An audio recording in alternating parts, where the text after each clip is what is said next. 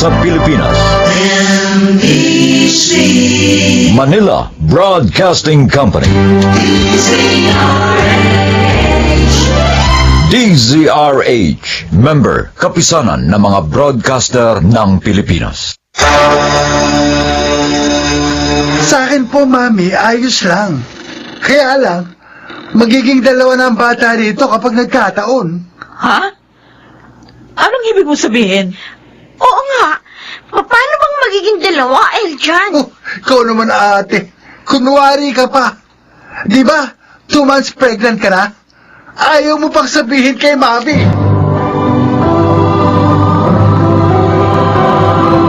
Handog ng DZRH ang tunay sa kanyang panahon.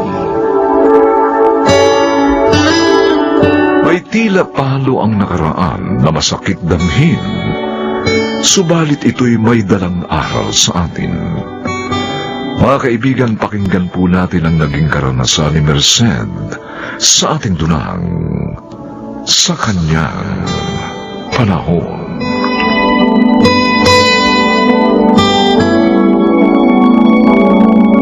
Oh, Eljan, anong sasabihin mo sa akin?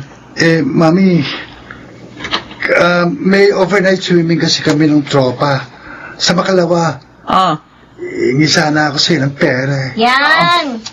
Diyan ka magaling, Eljan, sa paglalakwatsa kasama ng tropa. Ang pag-aaral mo, hindi mo inaasikaso. Ikaw talaga, Ate Kyla. Tuwing may hingin ako kay Mami, lagi kang nakakontra. Hindi naman ako humingi sa iyo kahit may trabaho ka na. Kahit naman may trabaho na ako, hindi kita bibigyan ng pera. Dahil sa lakwatsa mo lang gagamitin. tama na yan. Hindi ko naman pinababayaan ang pag-aaral ko Wala naman akong back subject. My God! Ipinagmalaki pa? Puro palakol naman yung grades niya. Sabi ng tumigil na kayo! Si ate kasi, Mami, mahilig makialam. Pero siya, hindi ko naman pinakikialaman. Wala ka naman dapat pakialaman sa akin Dahil graduate na ako, no? At may trabaho na. Hindi tulad mo, asa pa rin kay Mommy. Sobra ka na, Ano, bakit? Ano gagawin mo? Lalaban ka, ha? Ano Lalaban Ba! Sabi ng tama na hindi pa kayo nakakaintindi. Sorry, Mommy. Naawa lang kasi ako sa inyo Pinahirapan kayo ng lalaking to. Ikaw naman, Eljan. Ayusin mo yung mga grades mo. Mag-aral ka mabuti. Yung mga sinasabi ko hindi para sa akin, kundi para sa iyo. Paano ka magkakaroon ng magandang trabaho? Kung puro palakol yung grades mo. Opo na, Mami. Pero please naman, bigyan niyo na ako ng pera para makasama ako sa lakad ng tropa ko. Huling sama ko nito sa kanila. Totoo ba yan? Opo.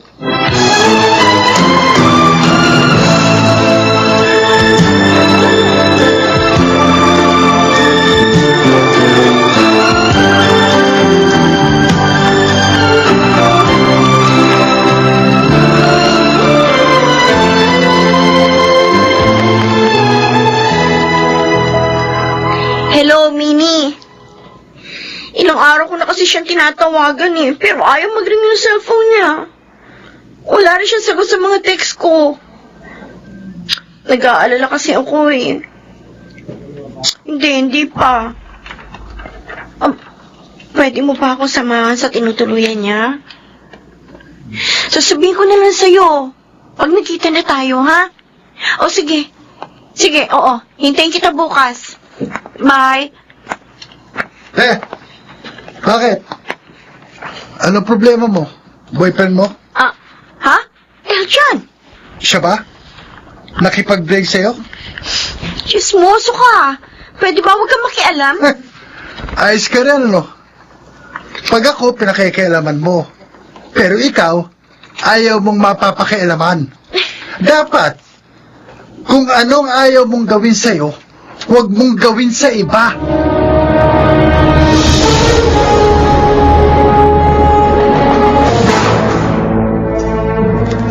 Galing ka kamo sa isang bahay ampunan, Yes, anak. ma, oo.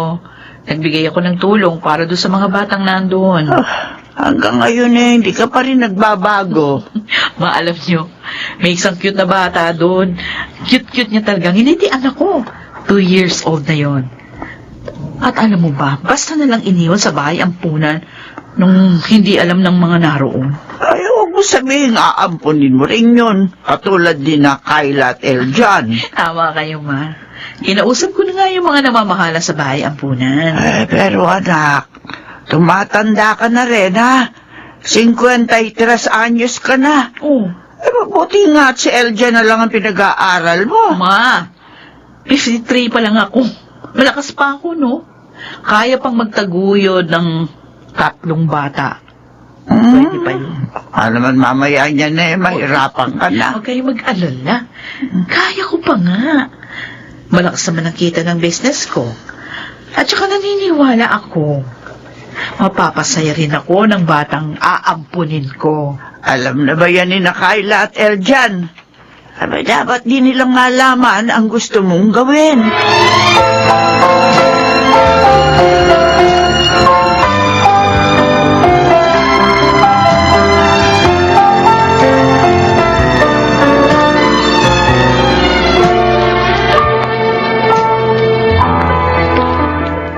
Parang importante itong pag-uusapan natin, ah. Yes, Eljan, importante. Sabagay, Mami. May sasabihin din po akong importante. Pero mauna na kayo. Okay. Mga anak, alam niyo naman kung gaano ko kayo kamahal, hindi ba? Yes, Mami. Kahit nangaampun niyo lang kami ni Eljan. Kaya naman po mahal na mahal namin kayo, Mami. Tsaka malalaki na kayo. Konting panahon na lang. Magkakaroon na rin kayo ng kanya-kanyang pamilya. At ako, maiiwan mag-isa. Mami, matagal pa ho ako mag-aasawa eh. Si ate siguro malapit na. Oh, hindi ka nakatitiyak dyan. Isa pa, hindi maiiwasan ang bagay na yon. At ayoko naman kayong pigilan sa inyong mga kaligayahan. Kaya naisip ko, muling mag-ampon ng bata. Ha? Hmm? Mag-aampun po uli kayo? Yes. 2 years old na siya. At tulad nyo, gusto ko rin siyang mabigyan ng magandang kinabukasan. Sa akin po, Mami, ayos lang yun. Kaya lang, magiging 2 na bata rito pag nagkataon. Ha? Anong ibig mo sabihin? Oo nga. Paano ba magiging 2, Eljan? Oh, ikaw naman ate, kunwari ka pa. Di ba, 2 months pregnant ka? Ayaw mo pang sabihin kay Mami? Ano? Paano mo nalaman? Nung makalawa, pumasok ako sa kwarto mo. Hihiramin ko sana yung laptop mo eh. Pero nakita ko sa tukodor mo ang isang sobre at nang buksan ko, nakita ko ang resulta ng pregnancy test mo. At sabi doon, 2 months kang buntis. Kayla, sino ang ama ng dinadala mo? Mami, I'm sorry. Bakit ka humingi ng sorry? Wala na siya. Inakasan niya. Pananagutan niya. Ano ba naman yan, ate? Pagtatawanan ka at pag-uusapan ng maraming tao. At maging kami, ganun din. Kakahiya ka. Eljan! Patawarin niyo ako. Patawad.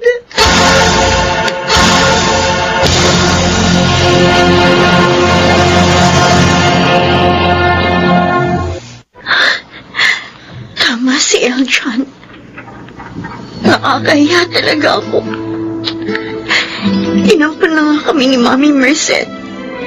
Binigyan ko pa siya ng kahihiyan. Kung alam ko lang na walang kwenta pala si Daniel, hindi ko dapat ipinagkatiwala ang sarili ko sa kanya. Pero huli na ang lahat. Huli na. Disgrasyada na ako. Kayla. Anak, Mami Merced. tama na yan. Hindi yan makakabuti sa kalagayan mo. Ang laging umiiyak. Tama si Eljon. Nakakahiya ako. Kasalanan ko. Dahil hindi ako naging maingat. Nagkamali ka man ngayon. Siguro, sa susunod, mag-iingat ka na. Sorry. Iba. Tama na. Tumahang ka na. At alagaan mo yung magiging apo ko. Itataguyod natin yan. Kasama ng batang aampunin ko.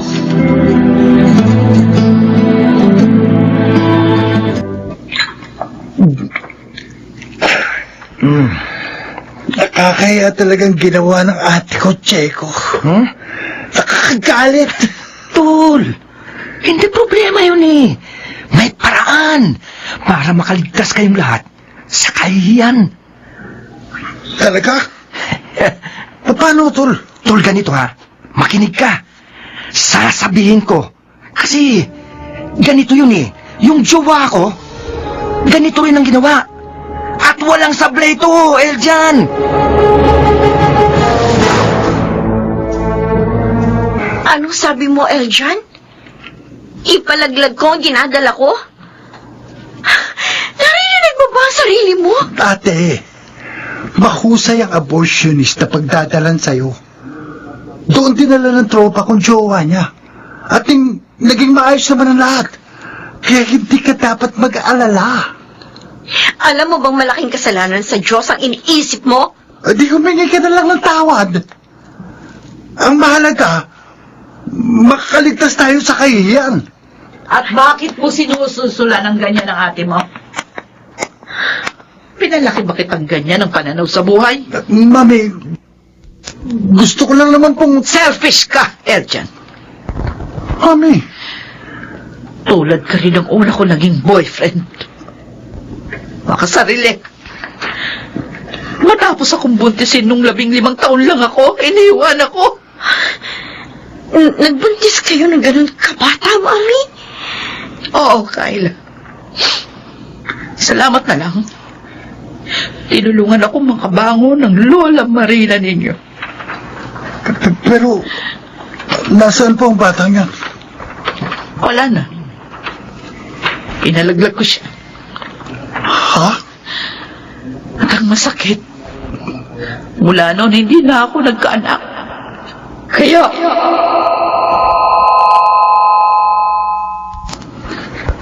I'm sorry, Marcel.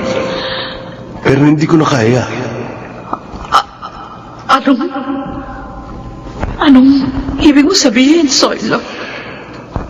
Ayoko na magkunwari pa. Hindi na kita mahal. Hindi totoo ang sinasabi mo. Totoo. Iba na ang mahal ko.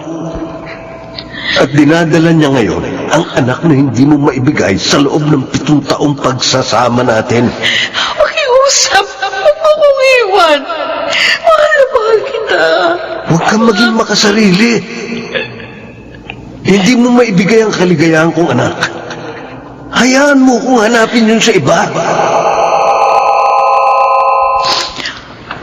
Yun ang nangyari sa buhay ko. Para akong pinalo ng aking nakaraan. Hanggang sa ampunin ko kayong dalawa.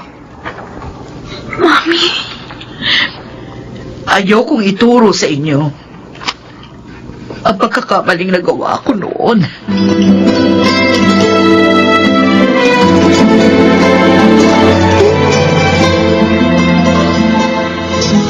Ano, Tol? Kailan natin dadalhin na ate Kayla mo dun sa sinasabi ko sa'yo? Hindi na, Checo. Ha? Hindi na natin siya dadalhin. Ayaw niya? Di sana pinaliwanagan mo. Nagbago na rin ang isip ko. Ano ba yan? Tama si Mami. Hindi namin dapat tularan ang pagkakamaling nagawa niya noon. Hindi baling harapin ang kahiyan kaysa maramdaman ang hambalos ng nakaraan.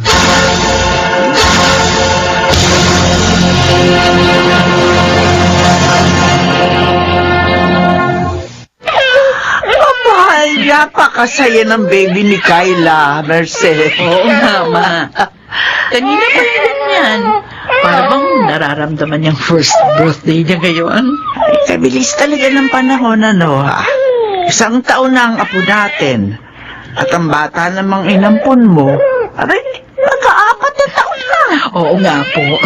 Alam niyo ba, nagkaroon ng panibagong saya itong bahay namin. Dahil sa 2 bulinggit na yan. Isang bata na naman ang mabibigyan mo ng isang magandang kinabukasan. 2 po, Ma.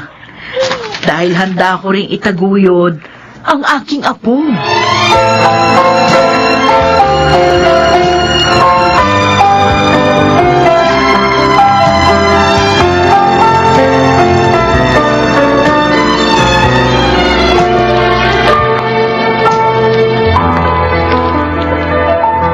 Kayla, Yes, Mami. sino yung naghatid sa'yo dito kanina? Office mate ko po. Si Andrew. Nanliligaw ba sa iyo, ate? Di. Pero nagpaparamdam. Alam ba niya ang tungkol kay Aaron? Yes po. Hindi ko po inilihim sa office na single mom po ako. Wow! Matatag na ang ate ko, ha? Dahil kay Mami at sa kanyang nakaraan, Eljan. Ako rin, Binago nung nakaraan ni Mami. Kaya kapag nagka-girlfriend ako, at halimbawang ubuntis ko, hindi ko siya tatalikuran. At lalong hindi ko ipalalaglag ang aming magiging anak. Oo, tama yan. At natutuwa ako, mga anak, dahil natuto kayo sa aking nakaraan.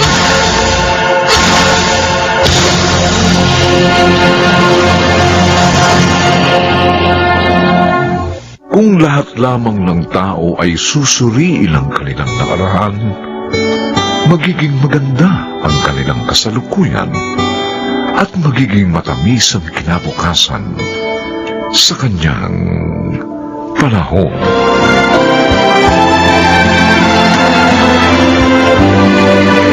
Mga nagsiganap: Rosana Villegas, Chiquit del Carmen Amor, Bobby Cruz, Susan Robles, Lionel Benjamin, at Jerry Mutia.